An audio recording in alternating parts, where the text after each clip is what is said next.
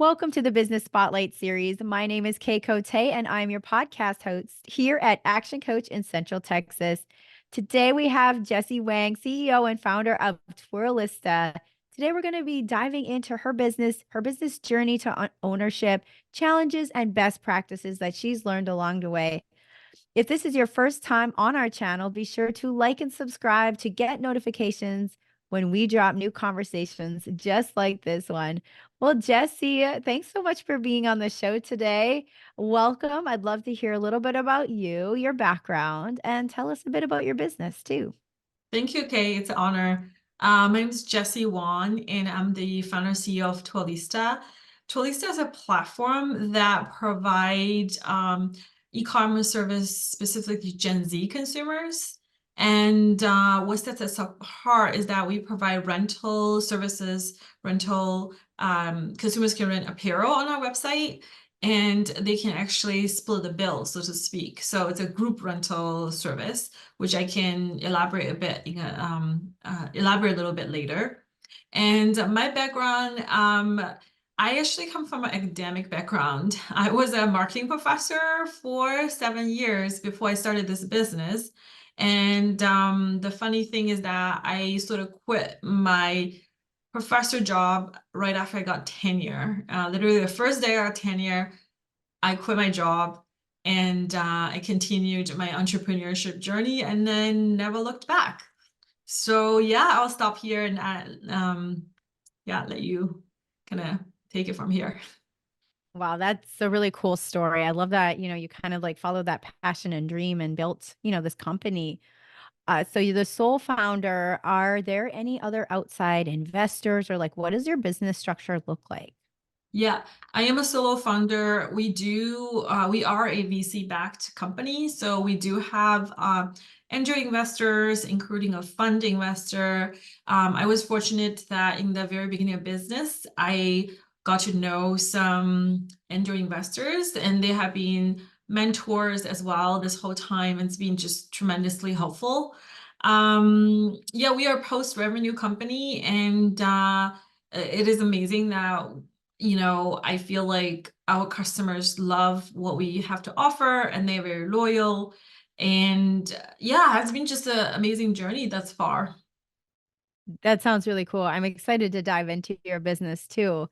But first, like, I'd love to hear about what does your role look like in your day to day? I know as an entrepreneur, each day may look different, but I'd love to get an idea of like how many hours you spend working like in your business, like the job of what you do, and then how many on the business, like the strategy, planning, and things like that.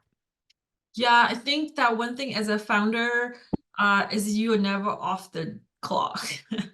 I feel like I'm basically always on the clock. Pretty much always plugged in.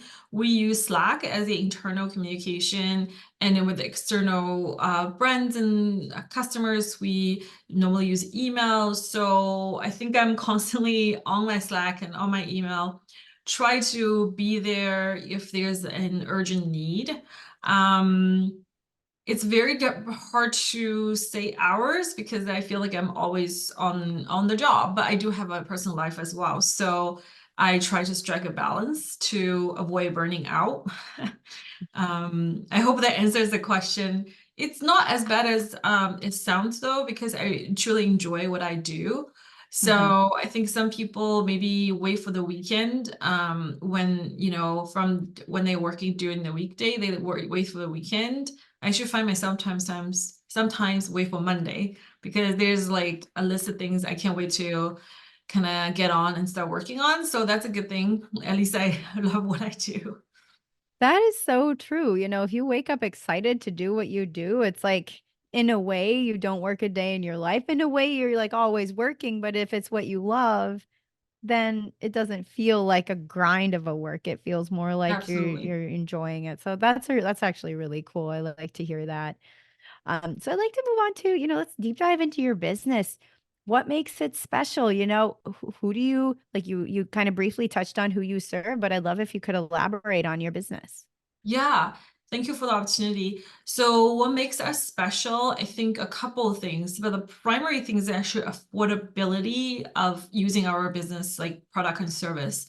When I was a professor and my students who are college students, they constantly talk to me or complain to me about how expensive it is to purchase event wear. Um, as a college student, especially if you belong to a club or a sorority, you actually had college students had a lot of opportunities to go to day parties and galas and just opportunities to wear formal event dresses. Mhm. And those dresses are a lot of times quite unique and stands out, and it's a memorable kind of thing once you wear it once. And we all like posting on Instagram and TikTok and social media nowadays. It's actually quite unlikely they're gonna wear it again. So that can add up very quickly, given students are already on tight budget.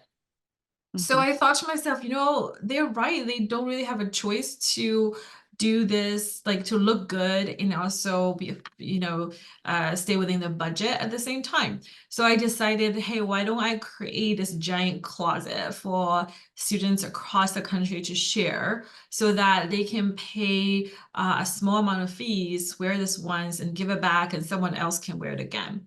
So it took so many iterations until today. One of the features our platform has is essentially split the bill. So someone who say lives in a sorority or belong to a student organization, they can, like, one person can create a order, which is a group order, and that person can share the link with group members.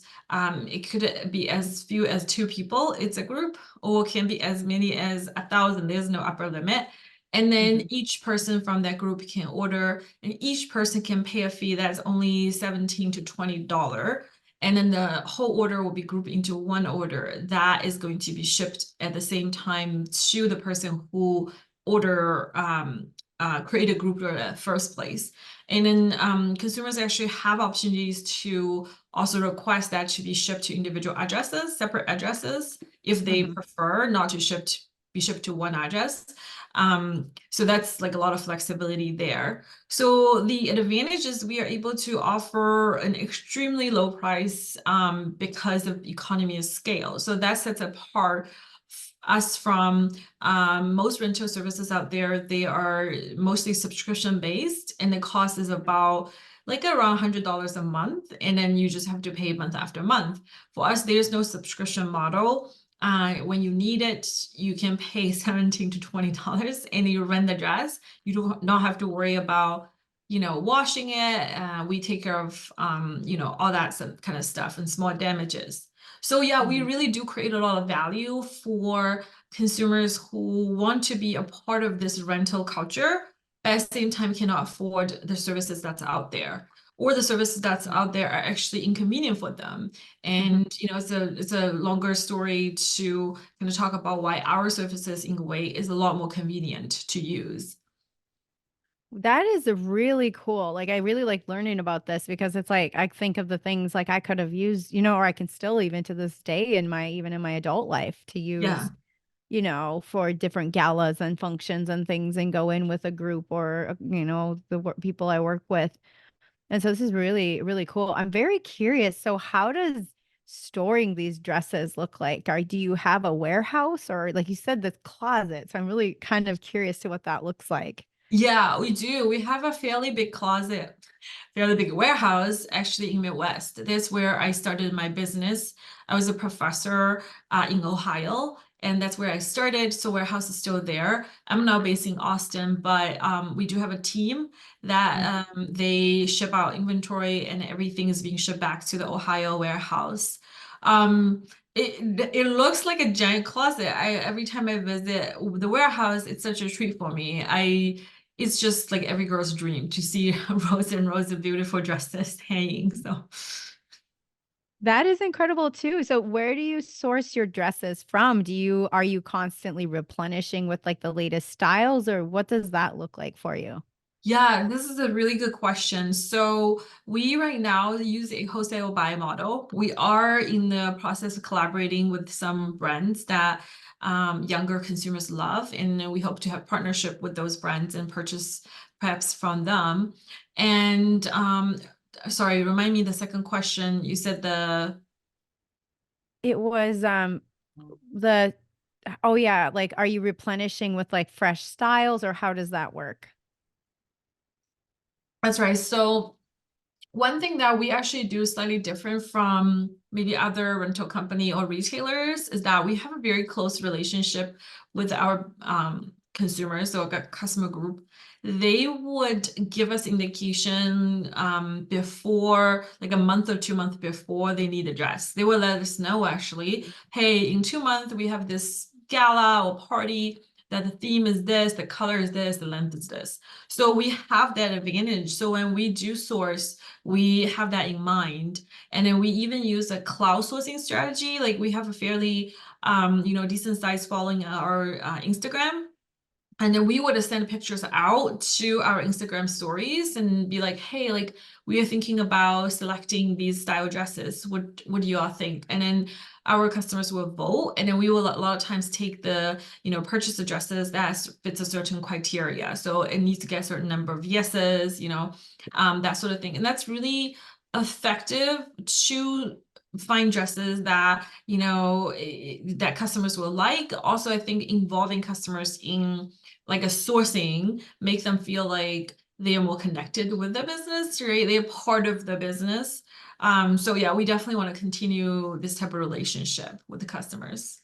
Oh, that's really cool. So I really like that community kind of engagement that you're creating for your customers. And so that kind of leads me into marketing. Like I have a couple of questions about marketing, which is obviously something you're highly focused on. So what has like been your best like platform of choice and how have you tapped into that platform to get the most benefit?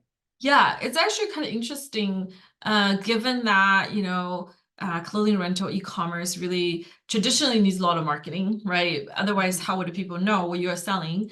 But because our model is very specific, we kind of like broadcast our product offering through a group member. Because as I mentioned, we have this split the bill function that the group member create a link or place group order, then the group members will like order through a collection essentially. So we haven't really done a traditional inbound marketing. We have done outbound kind of like sales calls, so to speak. Like we would reach out to people who we think will be good team members or group leaders, group leaders. And then we explain to them, hey, this is what we do, give us a shot. And in the beginning, honestly, it's quite difficult because when we reach out to group leaders, they were very confused. They didn't know that such thing existed in the marketplace. They were like, okay, that sounds interesting, but like I've never heard of anything like this, right? But now we do have a reputation, a good one, among students. So it became one like a lot easier. Like a lot of them, when I talk to them, they would be like, oh yeah, we have heard of you guys, like either from a friend or from social media. And that's really awesome. There's some sort of brand awareness that's, forming quite organically because we still haven't done outbound marketing. That is something we are looking into though. Oh, that sounds really great. That word of mouth, especially young students, that's like huge. When they find something they like, they're really going to latch on. So I think that's incredible strategy. Are you working now with any like with your like even say your vendors and the people you work with? Do you work with a CRM to organize that, or how do you communicate with your like the people you work with? Yeah, we mostly just use Slack. So the group leaders, they are mostly just on our Slack. We do have proprietary platform built to organize a group order and things like that. I know a lot of e-commerce are off the shelf on Shopify, which is amazing. I love Shopify as a tool, but because our business model is quite different, we actually cannot use the Shopify platform. But I do think that if I were, advice for new business owners who are thinking about launching an e-commerce, Shopify is amazing. Mhm. There's really no need to create something from scratch. Very true. I've used Shopify in the past for businesses and it's just so seamless. I love how it organizes things. And yeah, I could go on about that too.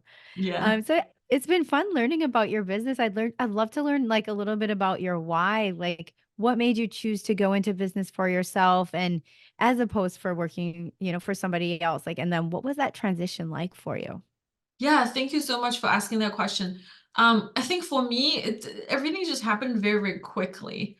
I have talked to some founders after I got into this area. It seems like they are serial entrepreneurs, right? Maybe after they graduate from college, they never thought about working for someone else. In college, they always knew I wanted to be an entrepreneur. I wanted to start a company. And I think that's amazing at such a young age. They know exactly what they want. And for me, it was not at all like that. I was very much lost when I graduated from college. I did not know what I wanted. I had like 5 different jobs within 2.5 years. I kept on changing jobs because I Mhm. wasn't happy with any job I found. And then I went back to grad school. I did my PhD in consumer behavior. After that, the path was very much set because if you graduate from a decent PhD program, that you're expected to find a professor or faculty job at a university, and you expect to publish papers and teach and all that. So I did all that because that was basically the path, right? You don't spend 5, 6 years to do a PhD not to do that. So for me, it Mhm. was very natural. I thought, okay, well, I would just be a professor for the rest of my life, which I loved my being a professor. It was so fun teaching students. It was so fun to do research. But this opportunity sort of happened during pandemic. I think that sometimes, you just have to go with it. Like opportunity knock on the door, you just have to go with it. Yeah, so in my case, I met this mentor and also angel investor online, and then we just hit it off over the phone. At that time, everybody was isolating, and it was like in the height of the pandemic, so there was no visiting in person. Everybody's just at home. But we spoke on the phone multiple times, and she encouraged me to start a business. And I felt like, you know what, this is probably a once in a lifetime opportunity. So, and then I always knew the pain point of students telling me like buying dresses is not just expensive, also Mhm. sustainability is a big thing, right? So, Yeah. nowadays, young Gen Z consumers, they're very environmentally conscious, and that's really good to see. And then they are interested in secondhand shopping. They are interested in renting, much more interesting than the last generation. So I know Mhm. this is like where the trend is going. I think how we consume fashion, say 10 years, 15 years from now, will be very different from what we are doing today. We are already seeing the change that a lot more people are interested in thrifting, a lot more people are interested in consignment shopping, a lot more people are interested in renting. Like, um, I think previous generation, whenever you think about clothing, the only answer is, oh, I'm gonna go buy the clothing, right? There's never, oh, I'm gonna rent it or I'm gonna, Mhm. thrift it. There's no such thing. But now, that purchasing is not just the only answer anymore. So yeah, I sort of like I had an opportunity, met a mentor. I also had on my mind this problem that needs to be solved, which is that, the buying the occasional dresses um, month after month can be very, very expensive. So I Mhm. just thought, let's just do it. Let's just see what happens. And yeah, so here's where we are today. That is incredible. That's such a cool journey. And sometimes it's just like when you hit that entrepreneurship, when it just finds you, it's like all of a sudden you're like, whoa, I'm on this path. And Yep. yep. That's exactly what happened. All of a sudden, I'm like, what? You're like, I gotta get on this wave. Yeah. Yeah. Pretty That much. is that is a really cool story. So I'd love to share, it kind of to inspire our audience. What is a memorable roadblock or hurdle that you had to go through or that you went through within the business that you overcame, and how did you do that? Think that if you ask like 100 startup founder, they would tell you every day there's a roadblock. I think startup is just a journey where it's not for faint-hearted. I remember the first version of Twirlista, it was very different from what it is today. So at that time, I was like, hey, like there are a lot of rental companies. So all I want to do is like I'm just gonna create another rental company that's like very similar to what's existed out there. Mhm. And I remember I sourced a whole bunch of dresses. At that time, my idea was like, let's rent out dresses that's are already in the, you know, like it's not brand new, so it's already in the kind of circle of life, right? Like it's already out there existing, so that we have the least environmental impact. So we created this whole website on Shopify, and I had the hundreds of products on there, and worked months on it. And then I thought, okay, well, as soon as I click launch, orders should flood in. Obviously, I know there's a demand, but there was like a zero order. It's literally crickets. And after months of work, and I was like, what is happening? Why nobody find this attractive? And I think at that time, and then later I realized, oh, like not only we didn't do much marketing, also the products were outdated. They were not trendy, like on trend enough. And there were just so many problems that I didn't understand as like a first-time founder, first iteration of the products. So that was a humbling experience to know like hard work does not equal to success. Oh, that is, well, what's so powerful is like that you were able to take that and kind of pivot and then create like something new and now what it is today. So thank you for Thank you. sharing that story. That's so inspiring. When you think about kind of the next, like the future of your business, where do you want to be in the next 3 to 5 years? Great question. So I'm very confident about like the trend that's moving forward for eventwear, especially younger consumers. I think that's actually not just limited to younger consumers. Just like you and me are also thinking about, hey, I don't want to buy a whole bunch of dresses. I don't want to, every single wedding I go to, I spend $200-300 to buy a dress as a guest. And the next wedding I go to, I have to repeat that again. And I have all these dresses like hanging in my closet, and I don't know what to do with them. Mm-hmm. And I think the trend for event wears is going to be more like a rental or resale. I don't think we're going back to everybody purchase their dress, wear it once, put in the closet. I think people are becoming more and more environmentally conscious and also budget conscious, honestly. I feel like the younger generation consumers, they're in a way more financially savvy. They are, they have a lot more information. They know how to save money, and then they're looking at their statement and thinking, hey, like what can I do to make sure I'm not spending $200 on this dress? I can use that $200 to maybe travel, because like younger generation are very much into experiences, right? They want to travel to different destinations to experience the world, which is amazing. Mm. So yeah, so I think we will focus on serving young consumers in the eventwear kind of like category. I still think that we want to be very focused, and then we also want to be basically the leader in the space of group rental.